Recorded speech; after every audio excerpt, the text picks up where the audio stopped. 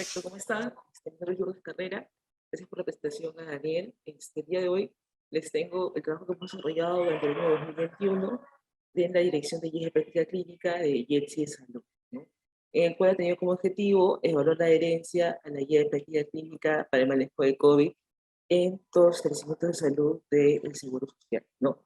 Para esto mencionar, ¿no?, que salud, ¿no?, es un subsistema de salud del Perú, el cual se encuentra asegurado el 30% de la población, ¿no?, de todo el Perú. De todo el Perú.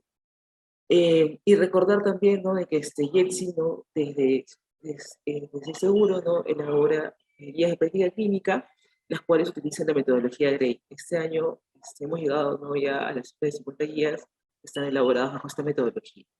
Pero el problema que tenemos, ¿no?, y que siempre se ha visto, no solamente en el contexto de Perú, sino a nivel internacional, es de que llevar las buenas prácticas, las recomendaciones nos hacen evidencia de la práctica, ¿no?, hay una brecha. Entonces, en esta oportunidad, ¿no?, lo que hemos querido es evaluar, ¿no?, cuánto es la aplicabilidad de estas recomendaciones, ¿no?, dado el contexto que hemos vivido estos últimos 2 años a raíz de la pandemia. Entonces, ya se ha reportado previamente, ¿no?, que la adherencia a las guías de práctica clínicas se utiliza con frecuencia como una medida de la calidad de atención. Asimismo, diferentes estudios, ¿no?, uno del año 2003 reportó que el nivel de adherencia a las recomendaciones, ¿no?, de la práctica clínica mostró que solo el 55% de todas las medidas recomendadas finalmente se aplicaron al paciente. Entonces, en este caso, ¿no?, en el contexto de la pandemia, hemos visto cómo en diferentes momentos, ¿no?, a lo largo del año 2020 se han dado, ¿no?, como iba evolucionando la evidencia, diferentes intervenciones, ¿no?, a las que se atribuyeron efectos para controlar o para tratar la infección por COVID-19, ¿no? Sin embargo, vamos a ver que conforme la evidencia fue siendo publicada, ¿no?, esas tecnologías fueron saliendo o ya fueron dejando de ser recomendadas. Sin embargo, también hemos visto que en el contexto de varios países, ¿no?, se han tomado medidas, ¿no?, de continuar, ¿no?, usar estos medicamentos, en todo caso también por iniciativa propia de los profesionales de salud. Entonces, el año 2021, ¿no?, ya dado la cantidad de evidencia que fue publicada, las investigaciones realizadas, que demostraban que no existían efectos eficaces en estos medicamentos, se hicieron guías de práctica clínica, ¿no? Una de ellas fue la de IPSA, ¿no?, la Sociedad Americana de Infectología. Luego tenemos la de OPS, la que es una Living Review, una Living Guidelines, ¿no?, la cual está en constante actualización, y a partir de la cual, ¿no?, YETSI el año pasado, ¿no?, en el mes de marzo, decide tomarla, adaptarla para elaborar una guía de práctica clínica, poder conceptualizarla y emitir recomendaciones, ¿no?, de intervenciones en la primera fase para pacientes hospitalizados. Entonces, en mayo del 2021, ¿no?, YETSI publica la guía de práctica clínica para manejo de COVID, la cual tiene aplicación a todo de salud, ¿no? En esta guía también coincidió con que se elaboró una directiva, ¿no?, que venía siendo trabajada hace 2 años, que es la Directiva de Evaluación de la Adherencia, en la cual se establece cuál va a ser la metodología para medir este proceso, ¿no?, a nivel de todos los establecimientos de salud. En este caso, esta metodología nos señala que tenemos una guía de práctica clínica, en este caso, el ejemplo ha sido con la guía de COVID, en la cual tenemos un conjunto de recomendaciones, a partir de la cual se seleccionan, ¿no?, algunas recomendaciones, como se llaman recomendaciones tasadoras, se elaboran indicadores y finalmente se hace una evaluación de estos indicadores, dando una calificación como inadecuada o adecuada, o en este caso son 3 categorías: es deficiente, ¿no?, intermedia y de evidencia alta. Entonces, nosotros seleccionamos 13 recomendaciones, ¿no?, que tienen que ver con intervenciones en las cuales se ha venido usando, ¿no? En muchas de ellas damos una recomendación en contra, y ese es el caso, por ejemplo, para ivermectina, para hidroxicloroquina, acitromicina, colchicina, ¿no?, que son medicamentos en los cuales ya se demostró que no tenían ningún tipo de efecto, ¿no?, en el tratamiento de manejo de COVID-19, y también otras intervenciones, ¿no?, como el uso de corticoides inhalados, antiagregantes. En total, ¿no?, estas intervenciones han sido, cada una corresponde, ¿no?, cada indicador corresponde con una recomendación establecida en esta guía. Una también muy importante fue el no uso de antibióticos, ¿no?, en los pacientes hospitalizados con COVID-19 en las primeras 48 horas, ¿no?, en la cual también se acumuló el indicador y vamos a ver los resultados. Entonces, para poder evaluar la adherencia a cada uno de estos indicadores, ¿no?, se tuvo esta siguiente clasificación, ¿no? Como les mencionaba, la evaluación final se califica en 3 categorías, alta, intermedia y deficiente, pero para diferentes intervenciones se van a poner diferentes metas, ¿no? En el caso de antibióticos, anticoagulantes, corticoides endovenosos o vía oral, se tuvo una meta para considerar alta, mayor al 80%, para corticoides, antiagregantes plaquetarios, estatinas, mayor al 95%, y para ivermectina, ¿no? Como eran medicamentos, proestroquina, que ya se había estudiado que no tenía ningún efecto, la meta que se pedía para considerar alta era el 100%. Con ello, ¿no? Iniciamos la medición. También mencionar que en salud, ya desde hace unos años, se viene implementando la historia clínica electrónica, la que se conoce como el ESI, y que con el contexto de la pandemia se aceleró ese proceso y entonces el Centro de Salud cuenta con la historia clínica electrónica. Entonces lo que hicimos fue, una vez generado las fichas de cada indicador, coordinar, ¿no? Con la Gerencia Central de Tecnología de Información para tener acceso a esa data y poder construir nueva información para los indicadores. Entonces, esta medición, ¿no? Se hizo en 2 momentos, ¿no? Uno, el primer momento fue cuando se publicó la guía de práctica clínica de COVID, esa medición basal, la cual se hizo en 90 establecimientos de salud, en 25 regiones, ¿no? En una muestra de 63.873 pacientes realizados por COVID. Y luego, ¿no? También en la segunda medición fue 7 meses después, en el mes de diciembre de 2021, en el cual se evaluó 6.903 historias clínicas. Entonces, aquí hemos podido encontrar que la recomendación con menor adherencia, ¿no? En ambas mediciones fue el no uso de antibióticos las primeras 48 horas, ¿no? En este caso podemos ver que en mayo el porcentaje de no uso solamente correspondía al 35%, ¿no? Eso significa que hay un 65% de pacientes que ingresan y en los cuales se prescribe antibióticos las primeras 48 horas. En diciembre, felizmente, esta cifra mejoró, ¿no? O sea, mejoró el valor, aunque igual sigue siendo deficiente, ¿no? Y vamos a ver ahora, porque esto se ha construido este indicador a nivel de cada región del país y las asociaciones que pertenecen a cada una de ellas, que esto varía, ¿no? Y se modifica, ¿no? Hay establecimientos que desde el inicio, ¿no? Han tenido un muy buen manejo, ¿no? Una muy buena evaluación en este indicador, ¿no? Alcanzando cifras de 80, 90%, pero otras que no, ¿no? Al contrario, vemos que el porcentaje de uso de antibióticos en estos pacientes es mayor al 90%. Asimismo, hemos podido ver que estas 3 recomendaciones trazadoras evaluadas, ¿no? En general 6, ¿no? Que es el 46%, tuvieron una alta adherencia, el 33%, ¿no? Una intermedia, y solamente 12 recomendaciones tuvieron una evaluación deficiente de la adherencia, ¿no? Y corresponden con las recomendaciones de ivermectina y uso de antibióticos, ¿no? Y como les explicaba, ¿no? Aquí ustedes pueden ver en esta tabla, la cual compara, ¿no? Ambas mediciones, tanto del mes de mayo como el mes de diciembre, ¿no? Pueden notar la evolución. Como les indicaba en la diapositiva anterior, aunque ha habido una mejora, ¿no? En el porcentaje de nuevos antibióticos en las primeras 48 horas, ¿no? Igual seguimos con una calificación de deficiente a nivel nacional en promedio. Ahora vamos a ver resultados a nivel de cada región. En lo que es también, lo que sí se ha mantenido, ¿no? Por ejemplo, son el no uso de otras intervenciones como vitamina C, vitamina D y estatinas, ¿no? Que ya son 100% que no se utilizan en estos pacientes, se ha mantenido de esa forma. Lo mismo con hidroxicloroquina, ¿no? Y ivermectina, que también está en 96, ¿no? Como se llama un intermedio, y ha aumentado al 98%, ¿no? Entonces, esto nos permite, estos resultados, en la primera fase, ¿no? La primera versión que se realizó, ¿no? Se informó a todas las redes asistenciales de salud, ¿no? Y se pidió que elaboren acciones, ¿no? Locales, ¿no? A nivel de gestión clínica de cada una de sus redes e IPs, las cuales pudieran mejorar, ¿no? La adherencia a estos indicadores, ¿no? Y como les mencionaba, en cada uno de los indicadores parte de una recomendación, hay una definición operacional para indicador. En el caso, por ejemplo, como ejemplo, la recomendación de no uso de antibióticos, porque me parece una recomendación súper importante, ¿no? Que no solamente es un uso racional con COVID, sino en diferentes patologías, ¿no? Y nosotros para definir, ¿no? Primero qué tipo de antibióticos, ¿no? Y poder construir el indicador, ¿no? Y la fuente de información, hemos tenido una reunión con los profesionales, los médicos que han participado en la elaboración de la guía de práctica de COVID, donde cual se hizo un listado, ¿no? De qué antibióticos usualmente se prescriben o se dan en este contexto, ¿no?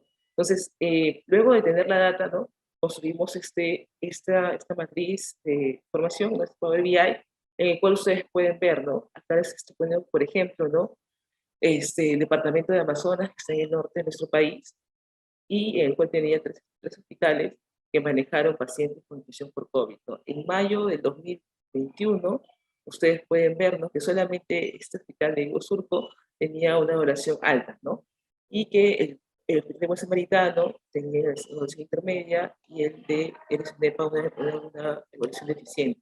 Sin embargo, cuando ya vemos el mes de diciembre, ¿no?, en diciembre van a ver que eso mejora, ¿no? Ya no tenemos una evaluación deficiente, y Surco se mantiene, lo cual es importante, ¿no? La idea es que tener a todos los establecimientos en este color, ¿no?, con una evaluación de adherencia alta en la recomendación. Y esto de acá, este panorama cambia, como les menciono, conforme se evalúa cada uno de los departamentos, ¿no? Por un tema de tiempo, no demostró todos, pero sí, ¿no?, podemos ver esos cambios, ¿no?, y que, los cuales sí, hay regiones que hemos podido decir que no han mejorado, pero hay otras que sí, ¿no? Y eso también nos alegra a nosotros porque vemos que estamos convirtiendo, ¿no?, las buenas prácticas, ¿no?, las medicinas en evidencia, estamos evaluando de su aplicabilidad. Lo mismo fue con el tema de ivermectina, que fue un tema bastante coyuntural en nuestro país, ¿no? Y en este caso, ¿no?, por más que ustedes ven que el promedio de no uso es arriba del 90%, ¿no?, esto cambia de distrito, de región a región, ¿no? Y podemos ver IPRES, ¿no?, que en este caso, por ejemplo, estamos viendo en la región de Junín, que está en el centro de nuestro país, y en el cual el piral tipo, ¿no?, ustedes pueden ver que en mayo del 2021 todavía se había usado ivermectina en un 17% de los pacientes. En cambio, ¿no?, cuando ya vemos la medición al 31 de diciembre, ustedes pueden ver que esto cambió. Este hospital ya no está, todos, la mayoría, ¿no?, el 80% de los pacientes de la región Junín, al menos que manejaron hospitalización por COVID, cuentan con una evaluación alta de esta intervención, o sea que no utilizaron, ¿no?, 100%. 100% no utilizó este fármaco en pacientes hospitalizados.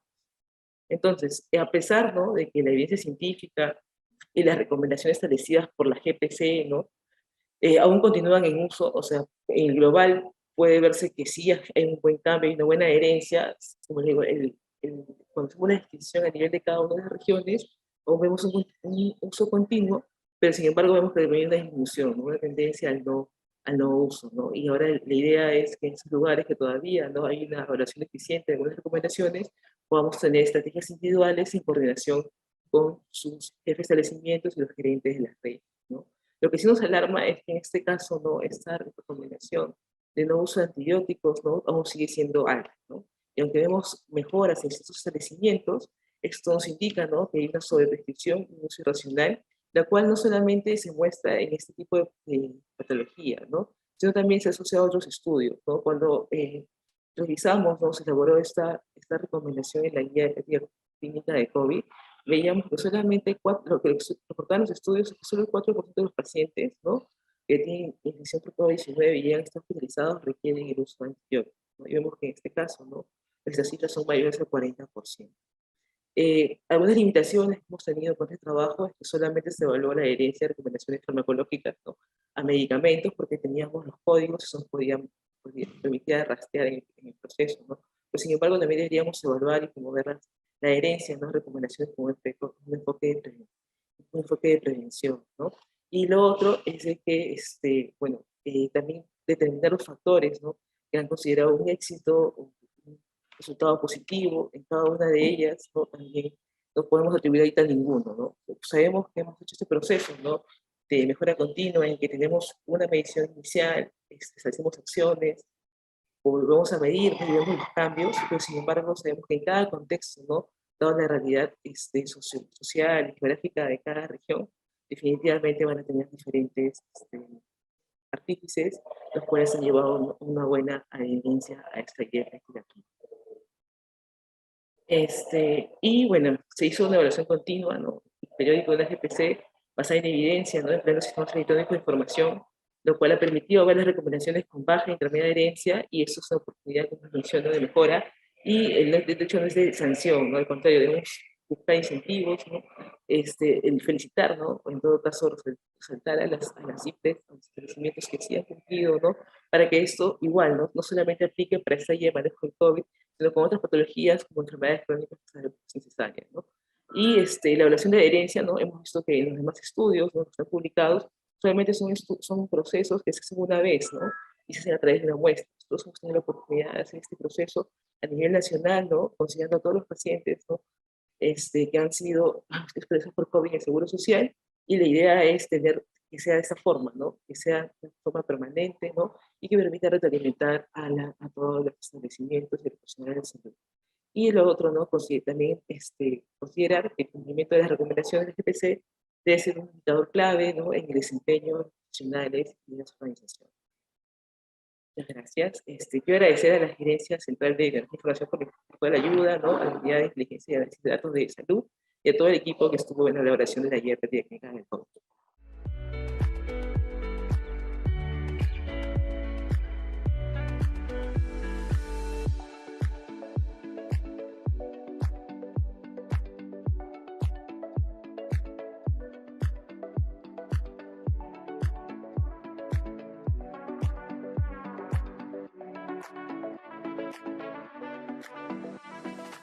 El título de nuestra investigación es resultado de las supervisiones administrativas virtuales a los ensayos clínicos desarrollados en la Seguridad Social de Salud del Perú.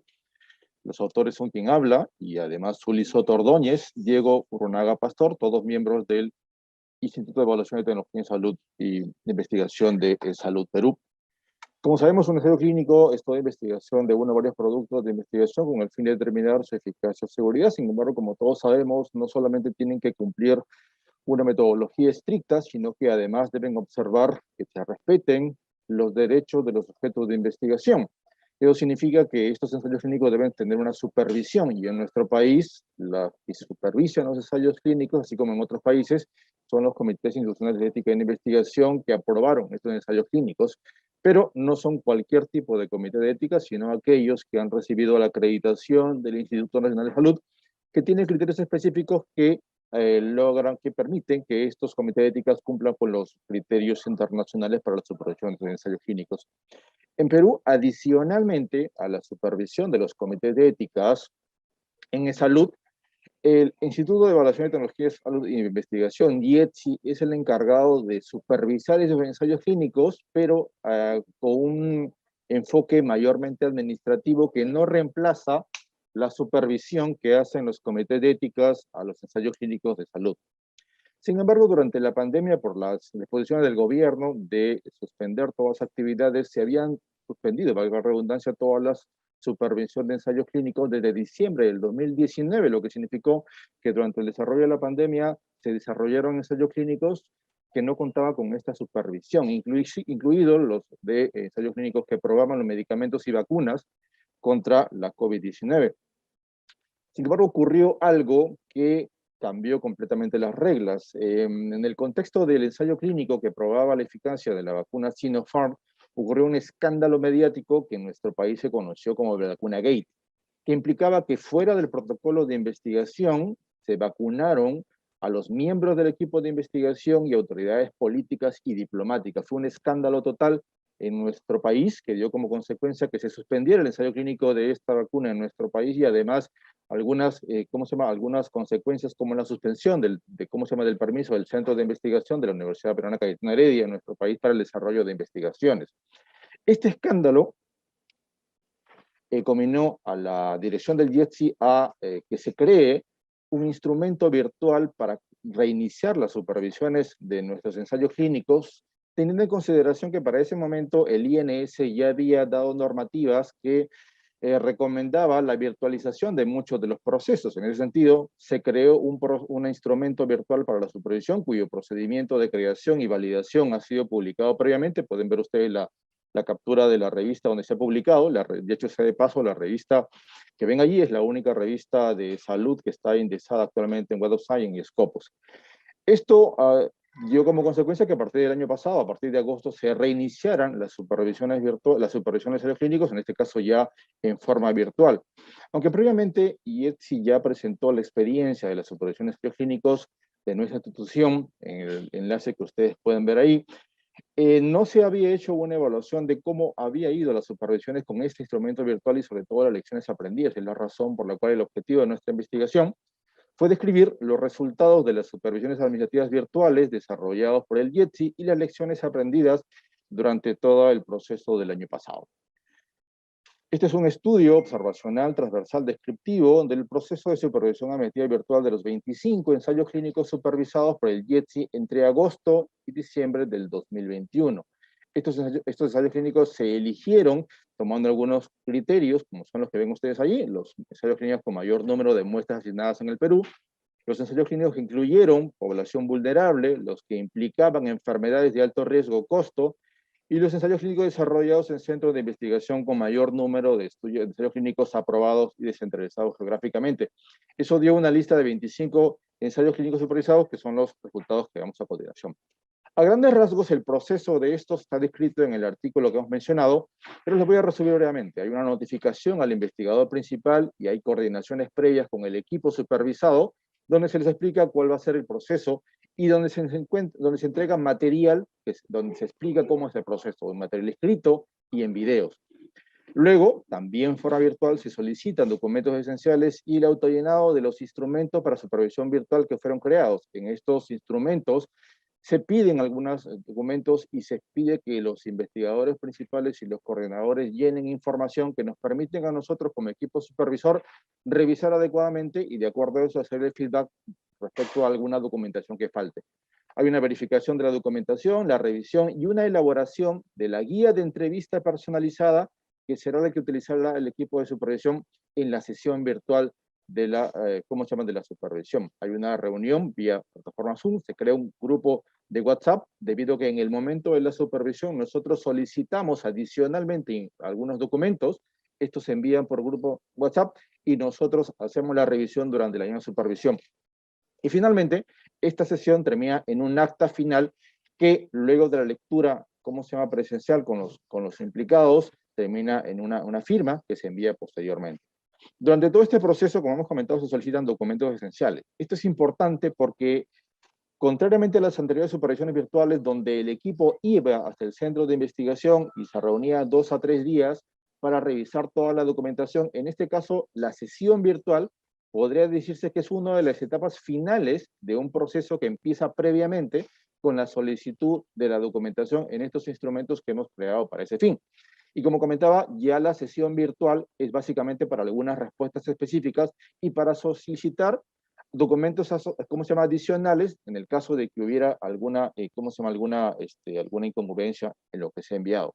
Estos son documentos esenciales que se solicitan durante todo el proceso, son más o menos los que vemos acá: el protocolo de investigación, los formatos de consentimiento informado y sus enmiendas, el manual de investigador y sus autorizaciones, los documentos de aprobación del Comité de Ética, la resolución de autorización de la gerencia y del Instituto Nacional de Salud, las renovaciones o extensiones, informes de avances y todos los documentos que ustedes ven en esa tabla y junto a lo que ven allá. Que, como les repito, intentan hacer de que verifiquemos que se han cumplido toda la normativa que exige tanto salud como el Instituto Nacional de Salud, y que son básicamente normativas que respetan toda la, ¿cómo se llama?, las reglas internacionales de la aprobación de ensayos clínicos. Todos estos documentos que se piden, como hace un momento comentaba, escritos en este instrumento, y además los resultados que nosotros escribimos en el acta de supervisión, nos permitieron plantear algunas variables que han sido las que hemos considerado para esta investigación. Estas variables se dividen en 3 grandes grupos. La primera son las características generales de los ensayos clínicos, que incluye la fase del estudio, el segamiento, el tipo de producto de investigación, la vía de administración, la especialidad de, ¿cómo se llama?, médica, en el cual se enmarca este ensayo clínico, el cual fue el patrocinador, el departamento de ubicación del centro de investigación donde se desarrolla este ensayo clínico, el nivel del centro de salud, el responsable del monitoreo, el tipo de comité de ética que evaluó el ensayo clínico y la profesión del coordinador. Asimismo, adicionalmente a eso, hemos hecho una categorización de las observaciones halladas en las supervisiones virtuales, y por conveniencia las hemos agrupado en observaciones relacionadas a los eventos adversos, observaciones relacionadas al coche de paro del centro de investigación, observaciones relacionadas a los entrenamientos de todo el equipo de investigación, si hubo reprogramación de la supervisión virtual, observaciones, renovaciones a las autorizaciones, observaciones relacionadas a la póliza de seguro, observaciones relacionadas al reporte de las desviaciones, al producto de investigación, al registro de calibración de los equipos, discrepancias en los registros y documentos solicitados durante su supervisión que no se encontraron en ese momento. Finalmente, incluimos en estas supervisiones, posterior a eso, una evaluación anónima con preguntas tipo Likert, que lo que intentaba era recoger la percepción que tenía el equipo supervisado sobre estas supervisiones. A diferencia del ensayo clínico, la variable del ensayo clínico, donde hacían la descripción de los 25 ensayos clínicos, en este caso fueron solamente 15, debido a que algunos equipos evaluados tenían más de un ensayo clínico en desarrollo, por lo cual no completaron de todas las personas, se reducieron a 5. Esta información se registró en una base de datos en el programa Microsoft Excel, luego se procedió con el análisis de la distribución de las diferencias variables y el cálculo de las frecuencias relativas y absolutas, debido a que los sujetos de investigación no fueron seres humanos, sino los ensayos clínicos supervisados, no requirió la aprobación de un comité de ética, y adicionalmente, los aspectos generales de los ensayos clínicos también se encuentran de acceso público en la página web del registro de ensayos clínicos del Instituto Nacional de Salud, tanto en Estados Unidos como en Perú. ¿Cuáles fueron los resultados y las discusiones? Como vemos en esta primera tabla de los principales resultados, las características de los ensayos clínicos no son diferentes a la mayoría de reportes que sobre el tema se han publicado en literatura mundial y también en nuestro país. La mayoría eran ensayos de fase 3, eran de doble cegamientos, eran de medicamentos, ¿cómo se llama? Eran de ensayos clínicos patrocinados mayormente por la industria farmacéutica. Este último punto no es de extrañar, debido a los costos que implica desarrollar un ensayo clínico y que lamentablemente en países como los de Latinoamérica, la mayoría de ellos no tienen los requisitos suficientes como para financiar este tipo de estudios. Sin embargo, es de recalcar de que Salud ha tenido la experiencia de recién el año pasado de cofinanciar el primer ensayo clínico que se ha hecho en nuestra institución y cuyos resultados también están prontos a evaluar. Unos aspectos que diferencian los resultados de esta parte de características respecto a los previos en nuestro país es que, a diferencia de los ensayos clínicos del año pasado, que eran mayormente químicos, en este caso es biológicos y sobre todo la especialidad de infectología, contrariamente en este último punto a los ensayos clínicos que se han hecho tradicionalmente en nuestro país de la especialidad de oncología. Y esto se debe a que, como vamos a ver a continuación también, respecto al tipo de comité de ética, la mayoría de ensayos clínicos que hemos evaluado en esta etapa han sido ensayos clínicos relacionados a productos que se han desarrollado durante la pandemia, especialmente vacunas. Y es la razón por la cual también, como ven en este cuadro, el principal comité de ética que evaluó estos ensayos clínicos es el Comité Nacional Transitorio, que se creó específicamente para aprobar los ensayos clínicos que se desarrollen con medicamentos para el manejo, ¿cómo se llama?, de la COVID-19. Respecto a las observaciones en general, como ustedes se podrán dar cuenta en esa tabla, la mayoría no se encontró tantas observaciones ¿cómo se llama? En las mismas, debido a que uno de los aspectos importantes de esta innovación es que, como hace un momento comentaba, el acta de supervisión era el acta que se llenaba al final de la sesión virtual, pero que el proceso de supervisión había empezado ya semanas antes con el feedback de la documentación que nosotros evaluamos para verificación. Es la razón por la cual, por ejemplo, a diferencia de un reporte previo en nuestra institución, las observaciones eran completamente diferentes. Uno de ellos, por ejemplo, que fue las observaciones de las, ¿cómo se llama?, en unos resultados de una publicación previa respecto a ensayos clínicos en salud, era, por ejemplo, de que las observaciones que en ese momento se encontraron eran relacionados a la bioseguridad que los centros de investigación tenían respecto a su equipo de investigación y a los institutos de investigación. En este caso, como la mayoría de ensayos clínicos eran relacionados a medicamentos de la pandemia, como ustedes saben, la mayoría de patrocinadores instauraron medidas de bioseguridad específicas a raíz de la pandemia para evitar, ¿cómo se llaman?, infecciones, y es la razón por la cual estas observaciones no se encontraron. Y las más importantes, como están subrayados en amarillo, son relacionadas a las observaciones en la discrepancia de los registros. ¿A qué se refiere esto? Como yo comentaba, nosotros tenemos un instrumento donde el investigador principal y la coordinadora llenaba información, y a veces ocurría de que ellos colocaban, por ejemplo, de que la aprobación del, ¿cómo se llama?, del estudio estaba en un mes en particular, y cuando revisábamos la documentación resultaba que era otro mes, por ejemplo. Ese tipo de discrepancias que nosotros considerábamos que era un error, ¿cómo se llama?, de llenado, como lo comentaban así los investigadores principales. Pero también había un tema de que se equivocaban en las fechas de, ¿cómo se llama?, también de la aprobación, debido a que, por ejemplo, en el documento de aprobación ¿cómo se llama?, del Comité de Ética, mencionaban que la sesión fue tal fecha, pero la aprobación salió tal fecha. Y ocurría que los investigadores a veces colocaban la fecha de la sesión y no la fecha de la aprobación, que con nosotros comentábamos que eran unos errores mínimos. Y el otro punto tenía que ver con la documentación solicitada durante la supervisión. Y esto tiene que ver con lo que también había comentado previamente, cómo se llama Lourdes Carrera en la anterior presentación. En el salud ya se ha instaurado las historias clínicas electrónicas. Y en algunos ensayos clínicos todavía activos, habían empezado en épocas previas a cómo se llaman ensayos clínicos y no toda la información se encontraba en ese momento disponible.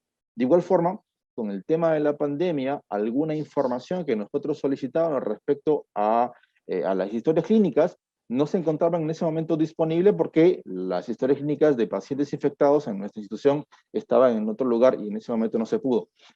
Y es la razón por la que habíamos comentado de que estas supervisiones no reemplazan a los comités de ética, porque en las actas de supervisión nosotros sugeríamos que los comités de ética verifiquen alguna información de las historias clínicas cuando ellos hagan las supervisiones adicionales. A pesar de estas discrepancias, ¿cómo se llama?, de estos errores de llenado, la mayoría de los investigadores, como ustedes ven allí, consideran que tanto el contenido y cómo se llama, y la comprensión de los instructivos han sido o normales o adecuados y fáciles. Y en general, cuando nosotros preguntábamos sobre qué tal les pareció esta experiencia de la supervisión ahora virtual, contrariamente a lo que anterior era ¿cómo se llama?, era presencial, en una escala de 1 a 10, la mayoría, como ustedes pueden ver ahí en el subrayado en amarillo, calificaba como 8.6 o 8.8 esta experiencia, lo cual significa de que, a pesar de que no era un juicio de valor, podríamos considerarlo más que positivo. Los principales problemas que encontramos durante las supervisiones, en primer lugar, era el ancho de banda de Internet, y en segundo lugar, el acceso a registros de documentación de fuentes, por ejemplo, historias clínicas, que ya he comentado previamente. Y respecto al tema de ancho de banda, ¿sabes por qué? En nuestro país, lamentablemente, el ancho de banda, comparado con otros países de Latinoamérica, es realmente escandaloso, y en algunas regiones del país con mucho mayor, donde también hacíamos las supervisiones, por lo cual, cuando ocurría esto, nosotros lo que hacíamos es parar la supervisión, reiniciábamos, o cuando había algún problema, continuábamos la misma pues, a través de, ¿cómo se llama?, de llamadas o por el grupo de WhatsApp.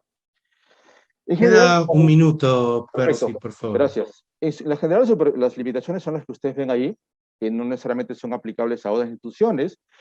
No contó con un instrumento de, ¿cómo se llama?, validad de percepción, pero las preguntas fueron más o menos útiles para lo que nos interesaba, y a pesar de que, obviamente, estas fueron anónimas, al ser contestadas al grupo de, ¿cómo se llama?, supervisor, podría verse,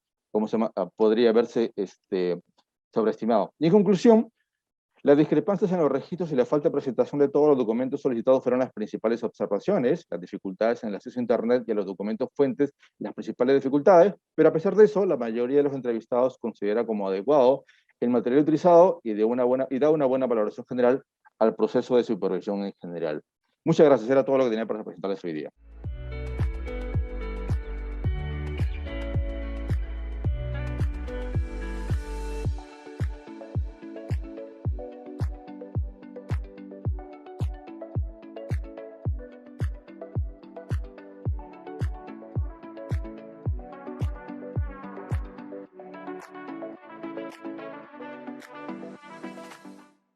Hacer un diagnóstico situacional de la cadena de frío en el contexto de la pandemia en el Perú, con una precisión. Esto lo hicimos en el año 2020, proyectando la incorporación de la vacuna contra el COVID-19.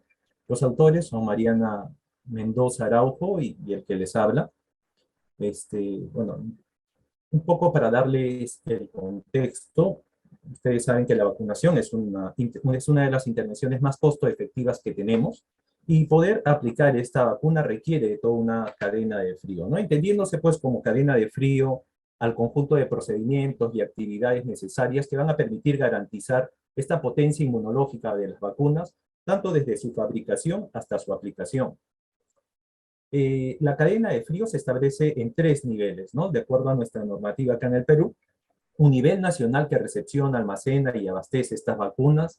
Un nivel regional que permite también recepcionar, almacenar y distribuir las vacunas en todo ámbito de la región.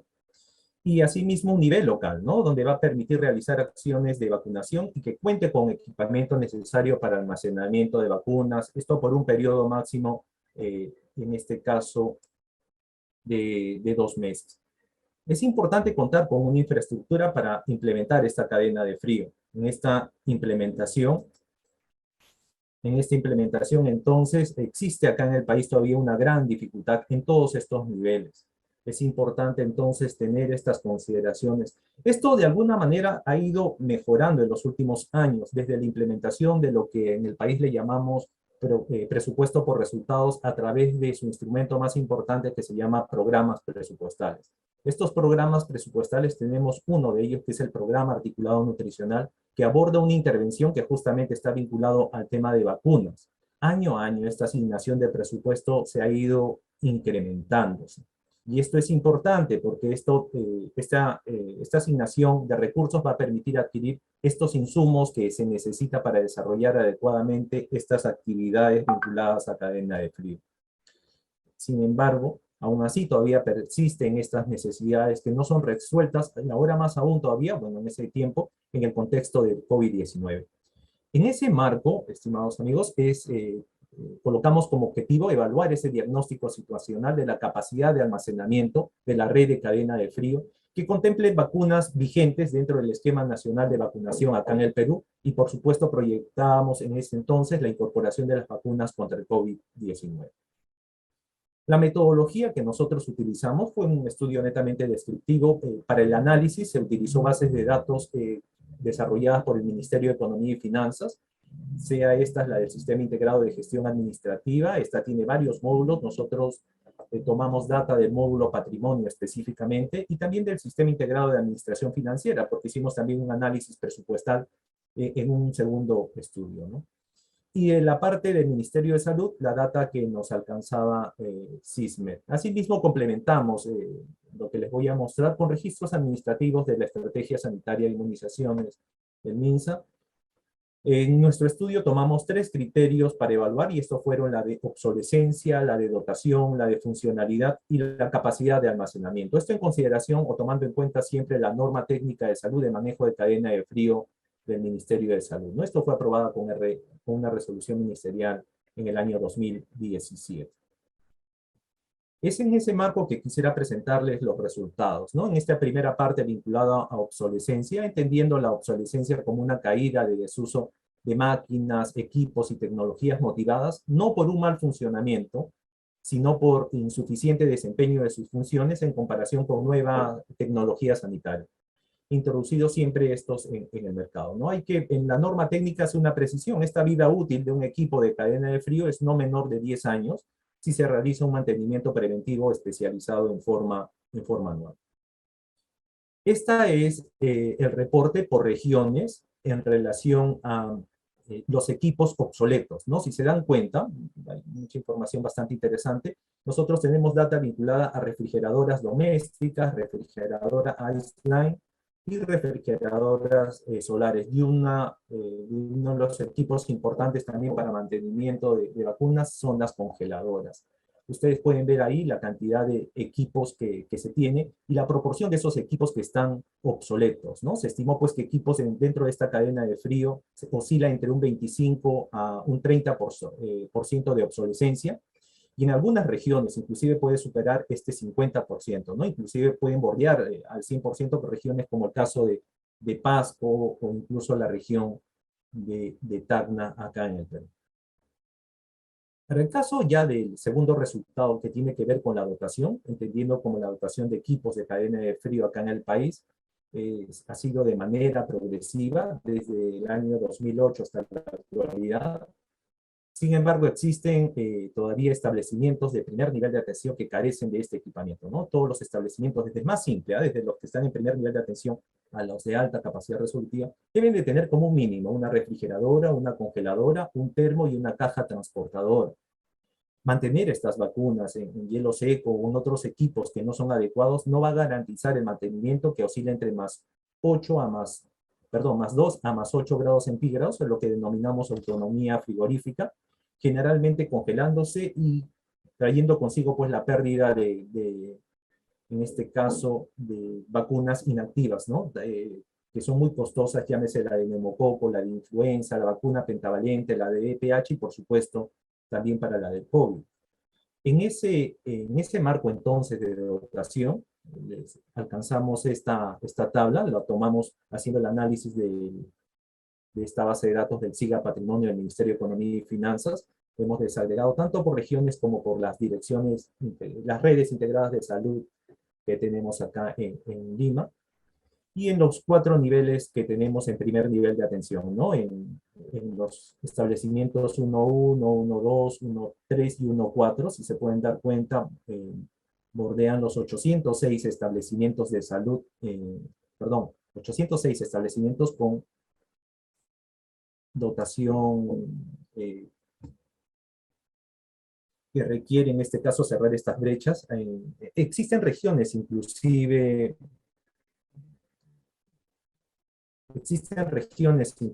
que se necesita todavía un mayor énfasis en poder desarrollar intervenciones, llámese Loreto, Ucayali o Apurímac, regiones, algunas de ellas de sierra y de selva, con población que está dispersa e inaccesible, ¿no? Lo mismo para el caso de los establecimientos en Lima, también en el caso de la Diris Norte en ese momento, pues la brecha era más alta en contar con equipos que puedan cumplir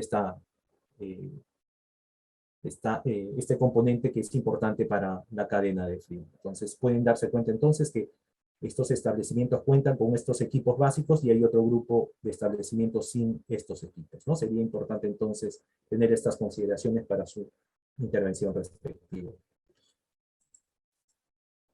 En relación al tercer componente, que es la funcionalidad, este es un aspecto muy importante para la cadena de frío, ya que trata sobre la operatividad tanto de equipos, lo que va a garantizar, por supuesto, el mantenimiento de su capacidad inmunogénica de las vacunas.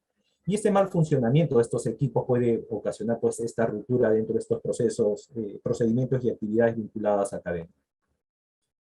El mismo análisis que los anteriores, en este caso tomamos como fuente registros administrativos, el análisis de funcionamiento de estos equipos de congelación para el año 2020, lo pueden ver por las regiones, en este caso tomamos, les estoy mostrando la de congeladoras, tenemos también el dato para el caso de refrigeradoras, se pueden dar cuenta pues en regiones, tal es el caso de Paz, Ayacucho, Loreto, Huancavelica, podemos identificar una cantidad importante en este caso de congeladoras, que tienen este problema de funcionamiento, ¿no? Es entre un 92% funcionamiento está adecuado en los establecimientos, pero lo que implica que el 8% todavía de establecimientos de salud tienen equipos de refrigeración o de congelación que están todavía malogrados o deteriorados, con el consiguiente hecho pues de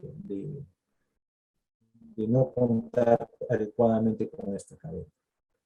Probablemente el aspecto más relevante dentro de nuestra propuesta es también mostrar esta capacidad de almacenamiento, ¿no? Entendiendo la capacidad de almacenamiento como un espacio útil que se dispone de estos equipos frigoríficos para el almacenamiento adecuado de vacunas.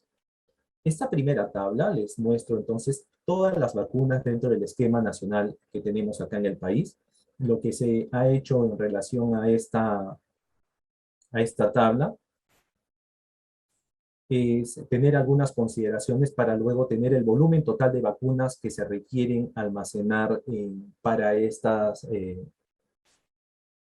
inmunológicos en relación a lo que venimos desarrollando en el país. Pueden darse cuenta entonces 44.373 como volumen total en relación a la capacidad que se tiene de almacenaje para estos tipos de vacunas, y en el análisis que se hizo, la capacidad que cuenta nuestro país supera los 600.000 litros en relación a almacén. Entonces teníamos una capacidad, en este caso si hacemos la diferencia en relación a lo que contamos dentro del esquema de vacunación, 607.000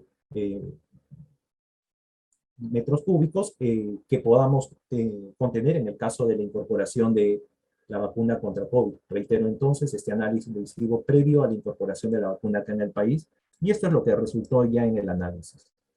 Esta tabla que están viendo ya es la estimación del cálculo de la necesidad de capacidad de almacenamiento en refrigeración, en este caso para vacunas dentro del esquema y la de COVID, y la estimación de la brecha. tomamos parámetros como el número total de dosis de vacuna que van a requerir por cada una de las regiones del país, la capacidad total de almacenamiento de refrigeración, la necesidad de capacidad de almacenamiento de la vacuna regular anual y, por supuesto, la necesidad de la capacidad de la vacuna teniendo en consideración por trimestres. En base a todo este análisis, un poco para tomar esta referencia, la brecha que calculamos fue de 739.873 metros cúbicos de capacidad de almacenamiento trimestral.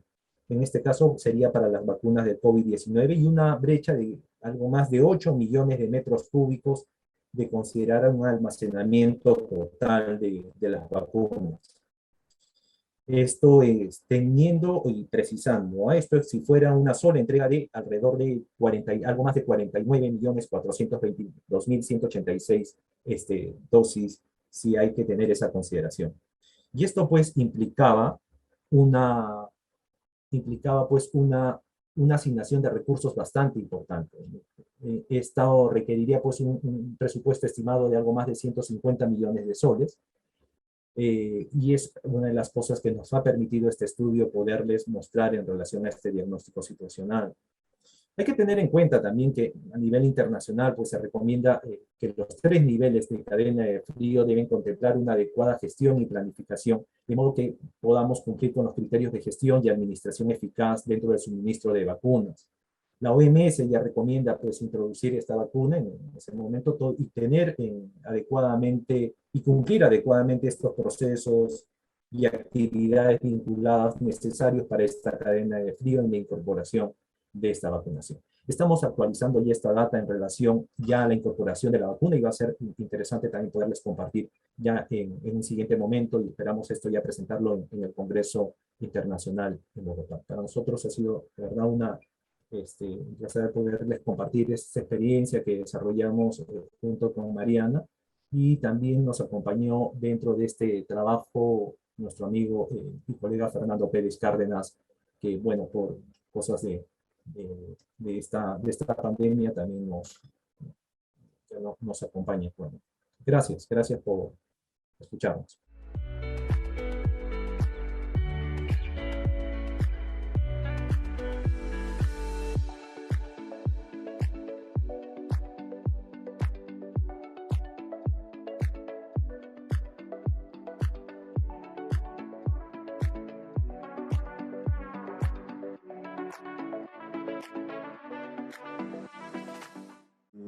Muchísimas gracias, Sala, por esta oportunidad de compartir con ustedes. El tema es un poco extenso y voy a presentar el tema que se llama Colaboración Intergubernamental Efectiva en el marco de la respuesta sectorial frente a la pandemia por COVID-19 entre el Ministerio de Salud y la Municipalidad Metropolitana de Lima a través del Sistema Metropolitano de la Solidaridad, del cual tengo el gusto de ser el gerente general.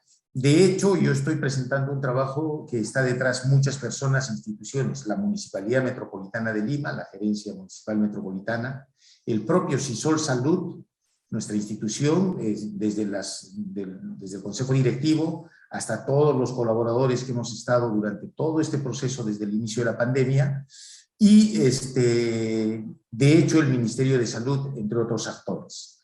Bien. Les pediría si me ayudan si pasa la siguiente lámina y todo bien. Este es el menú del día de hoy, son 4 puntos. Comentar sobre el marco normativo, la metodología para la colaboración intergubernamental MINSA, Municipalidad Metropolitana, CISOL, algunos resultados y los retos y desafíos al futuro. Bien.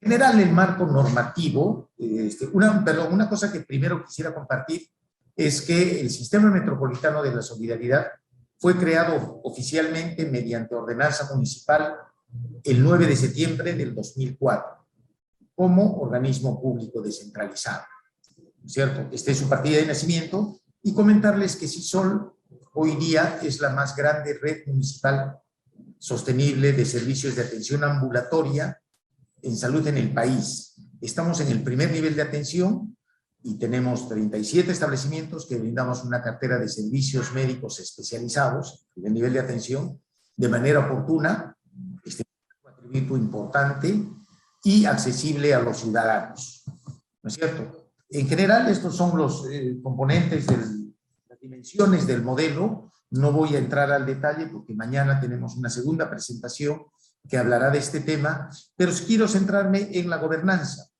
y justamente dentro de la gobernanza ver qué mecanismos hemos implementado para articular y coordinar y contribuir, complementar esfuerzos con el Ministerio de Salud, de hecho basados en los principios de esta gestión, que es el buen gobierno, la transparencia, la anticorrupción y la rendición de cuentas como componentes importantes de la gobernanza.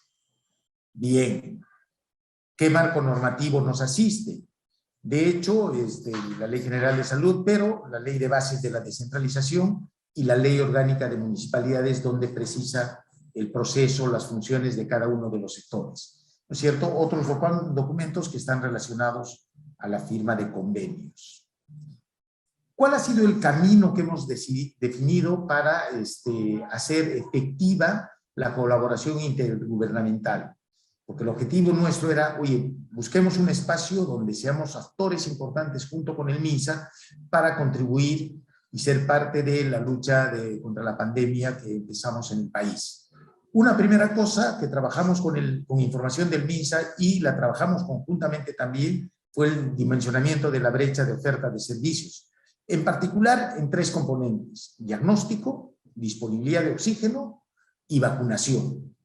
¿No es cierto? El segundo gran concepto fue qué cartera de servicios como CISOL podemos ofrecer o qué otros servicios podríamos ampliar como CISOL y Municipalidad Metropolitana de Lima, y además en qué espacios de participación. De hecho, la metrópoli de Lima es la ciudad más importante del Perú, tiene cerca de 9 millones de habitantes, vamos a ver ahí, y está organizada por distritos, entonces es el espacio más importante urbano del Perú, y es donde hace la gestión la municipalidad. Entonces, estos 2 componentes, cartera de servicio y espacios de participación, fueron motivo de análisis y de estudio conjunto. Debemos señalar que CISOL Salud como tal no hace salud pública, no hacía intervenciones de salud pública. Entonces, esa fue una transformación importante que presentaremos seguramente el día de mañana con algún detalle adicional. Para hacer las actividades que señalamos se necesitan recursos. Y entonces, ¿qué fuentes de financiamiento complementarias a los recursos destinados del propio CISOL se deberían conseguir? Y están ahí, vamos a comentar algunos de ellos. Y después de este trabajo, formalización de los compromisos. Oye, firmemos convenios, acuerdos de cooperación que reflejen los puntos antes mencionados. Y finalmente, un tema no menor, por supuesto, buscar la supervisión y el monitoreo para hacer procesos más eficientes en términos prestacionales, de gestión de recursos, de organización, de desempeño de los actores. Bien, muy rápidamente.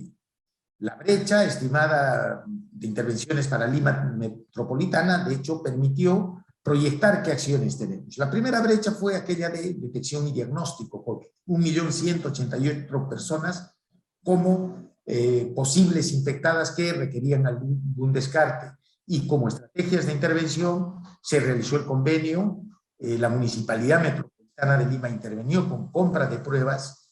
Se diseñó con la municipalidad un proyecto muy importante que se llamaban campañas de Lima Te Cuida, donde uno de los componentes principales eran las atenciones de pruebas de descarte y todos los componentes adicionales que tenía, que los voy a comentar en su momento. CISOL 40, CISOL tenía 39 establecimientos en ese entonces, este fue el establecimiento 40, que fue un CISOL virtual para seguimiento de pacientes. En términos de oxígeno, vimos que había un déficit importante de oxígeno disponible para la población que se atendía en domicilio y que no accedía al hospital, y se hizo proyectos de adquisición e implementación de inicialmente 3 plantas y hoy día 4 plantas de oxígeno, ubicadas de hecho estratégicamente y con distribución gratuita. Y finalmente, el tema de la vacunación, trabajamos a 2 niveles de vacunación, la vacunación ya programada, institucionalizada, permanente, y la vacunación contra el COVID, que demandó 2 proyectos, un proyecto de cadena de frío en 4 instituciones prestadoras de servicios de salud del CISOL, también descentralizado con un enfoque territorial, centros de vacunación fijos y 102 puntos de vacunación general que fueron cambiando y transformándose en distintos lugares y momentos, como vamos a ver con los resultados.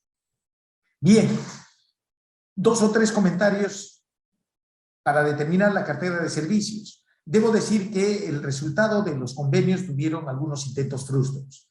De hecho, al iniciar la pandemia, la Municipalidad de CISOL fueron pioneros en 2 temas. Primero, la definición del estado de cerrar el primer nivel de atención del MINSA hizo que nosotros mantuviéramos en todo nuestro primer nivel de atención los tópicos y el triaje diferenciado. Y también descarte de pruebas. De manera tal que teníamos, si bien los establecimientos sin funcionamiento de la consulta ambulatoria externa, teníamos el descarte y la detección de pruebas. También fuimos pioneros en el lavado de manos. 2 semanas antes del 16 de marzo, que se declara el cierre del país, ya estábamos nosotros en los paraderos y enseñando, haciendo una promoción del correcto lavado de manos. De hecho, esta fue una iniciativa que tuvo una cobertura de cerca de 8 millones de personas a través de las redes, la televisión, porque fue un tema sumamente pionero, interesado, previo a los acuerdos institucionales, pero que permitieron abrir las puertas, permitieron una mayor disposición de las autoridades para hacer estos acuerdos que hoy día son motivo de esta presentación. De hecho, que uno de los componentes de la cartera estaba relacionada a el descarte. Y en el descarte se realizaba en Lima Te Cuida, en las campañas que vamos a ver luego en los resultados el número, que permitía atención a población vulnerable, con despistaje, con entrega de una canasta de consumo, pulsoxímetro, y de ser el caso, si así lo decidía la familia, el traslado a la Villa Panamericana, que fue el espacio de contención más importante en el Perú para la COVID-19. ¿No es cierto? Eso es. También desarrollamos CISOL 40, ya comenté, una plataforma de asesoría médica gratuita, que nos permitió llegar a una cantidad importante de familias para atender sus preocupaciones desde la casa. Y creo ha sido el mayor logro. Los centros de vacunación, tenemos el centro de vacunación, hasta ahora estamos administrando el centro de vacunación más grande, que conjuga esfuerzos del Ministerio de Salud, el proyecto El Legado, ¿no es cierto?, la Municipalidad Metropolitana de Lima, con todas sus gerencias que apoyan en diversas actividades, y CISOL Salud, que tiene la conducción general y que hace la cadena de frío, la administración de las vacunas que son proveídas por el Ministerio de Salud. Bien, las 4 cadenas, las plantas de oxígeno que se denominan en para nosotros, Oxígeno para la Vida, de la Municipalidad Metropolitana de Lima, que fue importante la decisión de la municipalidad de decir, va a ser la recarga gratuita, de manera tal que cubre los costos de operación y mantenimiento. De hecho, las cosas se hacen con recursos. Ha habido un compromiso importante de recursos del Sistema Metropolitano de la Solidaridad, pero 3 actores también participaron. El Ministerio de Economía, con el financiamiento de los equipos de protección personal en el marco de un decreto de urgencia, el propio MINSA con una provisión de vacunas, y la Municipalidad Metropolitana de Lima con desembolsos importantes para cubrir las campañas de vacunas. Bien, todo este esfuerzo se formalizó finalmente en convenios y contratos, y fue el primer convenio de la detección temprana y control de descarte de COVID. Al inicio de la pandemia trabajamos intensamente con el Ministerio de Salud, como veremos. Otros convenios adicionales, resultado de este esfuerzo de detección temprana de la COVID, vacunación entre la influenza y neumococo, y también la vacunación regular contra la COVID-19. Debemos señalar que este esfuerzo por vacunación contra influenza y neumococo fue importante. ¿Por qué? Porque los indicadores que estaban súper eficientes antes de la pandemia cayeron de forma significativa. Comentemos algunas cifras. Buscamos indicadores para hacer el seguimiento y el monitoreo que tenían que ver con la organización, el desempeño. Por ejemplo, era la eficiencia de las brigadas de vacunación en el Parque de la Exposición, el mismo indicador en Flor de Amancaes, indicadores de eficiencia en términos de costo y costo-efectividad para la atención y comparativa con todas las acciones. Entonces, igual para el caso de Amancaes, los datos están para ser estudiados y revisados, y veamos algunos resultados. En los 4 puntos de vacunación, 634 campañas ad hoc en Lima Te Cuida, y hemos aplicado 580.174 dosis de vacunas al 27 de febrero, ¿no es cierto? Hay que resaltar que en las campañas, y esto es importante, asistimos empáticamente a la población de mayor riesgo. Casa de Todos, Casa de la Mujer, albergues, personas de calle, vacunación domiciliaria, población postrada, entre otros trabajos importantes. Y esto se Guillermo, discúlpame, estás con tiempo vencido y veo que te faltan muchas filminas. Te pido por favor que concluya. Corro con 2 para irme a la última. Estos son los resultados, ¿no es cierto? Muy rápidamente, 125.000 detecciones, 797 cilindros de oxígeno entregados, y finalmente los retos, que es lo importante, ¿no es cierto? Somos parte de las redes integradas de salud y estamos ahora en todo este proceso. El propio Ministerio ha avanzado en este desarrollo y estamos nosotros en la integración de otras IPRES. Estamos en el proceso ya de homologación con la RIS, determinar el mecanismo de pago, que son los que están en rojo y pendientes, y el convenio de integración suscrito. Y finalmente, esto estaba previsto, que era ser la autoridad sanitaria y recibir la transferencia de funciones del Ministerio de Salud, pero que se truncó a raíz de la pandemia. Bien, las disculpas del caso por el tiempo y muchísimas gracias.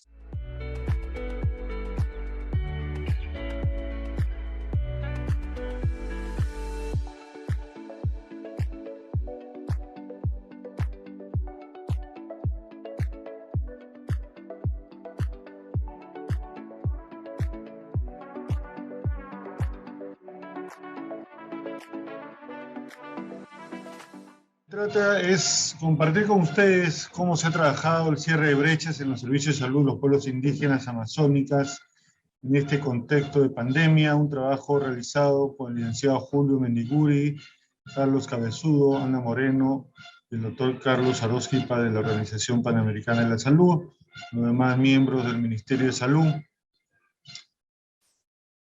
Es importante, seguramente ustedes conocen que el Perú es uno de los países que a nivel mundial tiene un de pueblos originarios, pueblos indígenas, tanto en la zona de sierra como en la zona de selva.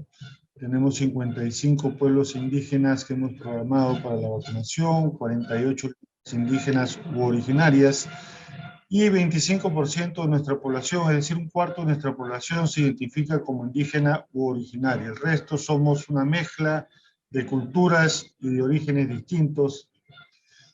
Compartimos pues este escenario en nuestro territorio con 51 pueblos indígenas amazónicas y 4 pueblos indígenas andinos. 36% de la población indígena amazónica no quiere vacunarse, y esto ha sido recogido desde el inicio en algunas encuestas, sobre todo a través de organizaciones ¿no?, donde se preguntaba ¿cuáles son los motivos por los cuales no querían vacunarse? El 29.7% manifestó la falta de información oficial, el 22.5% miedo a la vacuna, el 10% la vacuna tiene efectos negativos que podrían llevarlo a la muerte, incluso el 13.1% comentarios que habían recibido sobre la vacuna. Y en general, este tipo de información y desinformación, incluyendo algunos motivos religiosos en el 1.6% de los consultados. Indicadores y barreras para la vacunación contra la COVID-19 en pueblos indígenas, lo cual se ha trabajado desde un momento coordinando con el Ministerio de Cultura, con las organizaciones de base, con el trabajo de los gobiernos regionales y gobiernos locales. En algunos casos se encontraba confianza y esperanza de la vacuna, siendo algunos pueblos indígenas más afectados que otros. Algunos pueblos indígenas además tienen una mezcla con lo que se llaman colonos o ya mestizos. Entonces hay una variedad en nuestro territorio y diferentes perspectivas y visiones sobre la vacunación. Y también, desde luego, sentimientos negativos, principalmente como el temor, las creencias, la desinformación, lo que hace que en algunos lugares se ha venido rechazando la vacuna del COVID-19, a pesar de que en algunos casos la vacunación, sobre todo de niños, ya tiene muchos años y mucho trabajo de por medio. Sin embargo, ante esta nueva situación se genera una situación específica respecto a la vacuna contra el COVID. La cobertura de atención en salud alcanza los niveles más críticos en las poblaciones indígenas debido a barreras geográficas, culturales, económicas y lingüísticas. Aparte de los problemas culturales que hemos mencionado, obviamente alcanzar algunas poblaciones demanda mucho tiempo, muchos recursos, logística para poder llegar a los lugares donde habitan nuestros compatriotas, que además requiere de recursos de financiamiento específico para poder llegar a la vacuna, no solamente, desde luego, la primera dosis, la segunda dosis y probablemente también la tercera dosis, ¿no? La principal estrategia de control de la pandemia en el país ha sido la vacunación, los cercos de barreras epidemiológicas. Y la respuesta a estos desafíos requiere identificar experiencias y lecciones aprendidas también de otros países amazónicos. El objetivo entonces ha sido identificar las mejores estrategias del sistema de salud de los países amazónicos, en la vacunación de pueblos indígenas amazónicos, realizados en las fronteras del país. Son fronteras amplias que tenemos con el país de Ecuador, Colombia, Brasil, Bolivia y Chile, pero la parte amazónica principalmente con Colombia, Brasil. Y también hemos trabajado con nuestros países vecinos para poder acercar la vacunación a nuestros compatriotas. A través de una plataforma de intercambio de experiencia de vacunación en pueblos indígenas amazónicos en fronteras de Perú, Colombia, Ecuador, Brasil y Bolivia, con presentaciones de ponentes de ambos lados de la frontera, como ustedes están viendo, y intercambio de experiencias en la mitigación, contención y vacunación contra la COVID. Se ha hecho también con la participación de los señores ministros, estrategia para difundir la vacunación de los pueblos indígenas, como llamadas pregrabadas, mensajería, radios locales y la televisión nacional, las páginas web, spot, microprogramas. Desde luego sabemos que no siempre llega señal, es más, uno de los lugares donde menos conexión tenemos son justamente la zona amazónica. Se utilizan cosas más locales como los banners, megáfonos, personas que hablan el idioma, que le llamamos enlaces indígenas, gestores interculturales, autoparlantes. Se ha trabajado en talleres regionales, una red de comunicación, coordinaciones, diálogo intercultural y plataformas itinerantes. Como ustedes están viendo también, información en la frontera y trabajo articulado con nuestros hermanos de los países vecinos y la llegada, como estamos viendo, de nuestros vacunadores a la zona de selva, una ruta de la esperanza para poder atender a cada uno de los ciudadanos, desde luego llevando información primero. No queremos extendernos mucho, pero hay bastante material que compartir. ¿Cuántos resultados hemos obtenido? Los pueblos indígenas requieren servicios de salud adaptados culturalmente y con brechas que se cierran rápidamente. Son pueblos que además, como hemos dicho, hemos invertido mucho tiempo en el diálogo, en el convencimiento, en el trabajo con los apus. Principalmente ellos son los primeros que se han vacunado para dar el ejemplo a la ciudadanía, para revertir esta desinformación o estos temores que han llegado hacia su población. Hemos venido cerrando la brecha de recursos humanos. Es difícil contratar recursos humanos para estas zonas, con propuestas innovadoras, con propuestas que incluso hemos ido trabajando con cada uno de estos argumentos. Se ha podido trabajar con el diálogo interreligioso también, y con las autoridades de los otros sectores, principalmente, como mencionamos, el Ministerio de Cultura, pero también el Ministerio de Defensa, ya que ellos realizan viajes a estas zonas, que son las zonas más alejadas del país, y sobre esos viajes nosotros hemos hecho las coordinaciones para poder llegar con la vacunación y la atención integral a estas comunidades. Una cosa importante que obviamente que cuando nosotros empezamos la vacunación a nivel nacional, nosotros hemos ido vacunando por grupos etarios. Obviamente esa estrategia no iba a funcionar en estos lugares, por lo tanto en las zonas rurales y en los pueblos indígenas la vacunación siempre fue de 18 años para más en un inicio, y ahora ya estamos vacunando a los niños de 5 años hasta los adolescentes de 17 años.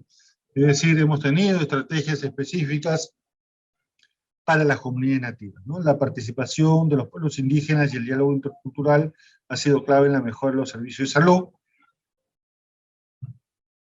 Y desde luego hemos contado con cooperación internacional, que ha sido importante como rol catalítico, ¿no? En el trabajo conjunto, sobre todo entre los gobiernos, comunidades indígenas, academia y gobiernos locales, y también entre ese diálogo importante entre países que compartimos una frontera común, donde la frontera pues no tiene barreras más allá de las barreras geográficas, y donde creo que ha sido importante la suma de esfuerzos del nivel nacional, del nivel regional, del nivel local, las asociaciones privadas y todo el esfuerzo del sector público para lograr proteger a nuestra población, que en una tercera ola en que estamos en el país, realmente la mortalidad ha sido muy baja respecto a las 2 olas anteriores, tanto la primera ola que se dio en el año 2000 y que no tuvimos vacunación. Ustedes recordarán que a nivel nacional las muertes superaron los 89.000 personas,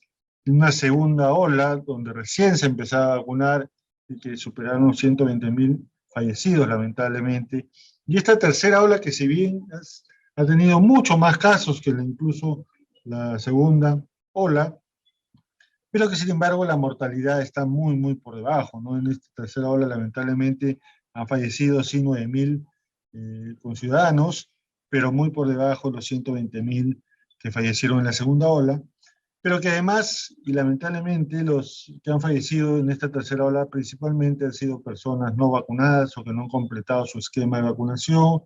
Más del 70% son personas mayores de 60 años, algunas con comorbilidades, pero que definitivamente está claramente demostrado la diferencia entre estar vacunado y no estar vacunado, y es por eso que para nosotros ha sido una prioridad llegar también, no solamente a vacunar las grandes ciudades, sino también llegar a vacunar a las poblaciones más vulnerables de nuestro territorio. Algunas fotos de este esfuerzo, y agradeciendo siempre a nuestro personal de salud, a las personas que han colaborado, a los APUs y a la población por este trabajo conjunto, coordinado, y realmente lo único que ha buscado es dar vida y esperanza a todo el país. Muchas gracias.